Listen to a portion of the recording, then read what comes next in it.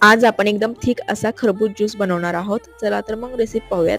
सगळ्यात अगोदर मी इथं खरबूज अशा प्रकारे कट करून घेतलेले आहेत.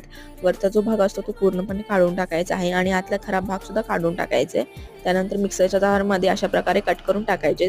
त्यानंतर यामध्ये साखर टाकायची. तुम्ही कितपत गोड खाता त्याप्रमाणे साखर टाकू शकता. त्यानंतर कंडेन्स मिल्क टाकायचं आणि मिक्सरला छान असं फिरवून घ्यायचं आहे. त्यानंतर यामध्ये आपण टाकणार आहोत छान असं मलाईदार दूध आणि काही बर्फाचे तुकडे, याला सुद्धा छान असं फिरवून घ्यायचंय.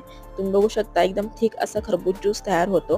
कंडेन्स मिल्क नाही टाकलं तरी चालेल, ऑप्शन आहे, पण मलाईदार दूध टाकायच्यामुळे छान असा थिक ज्यूस होतो.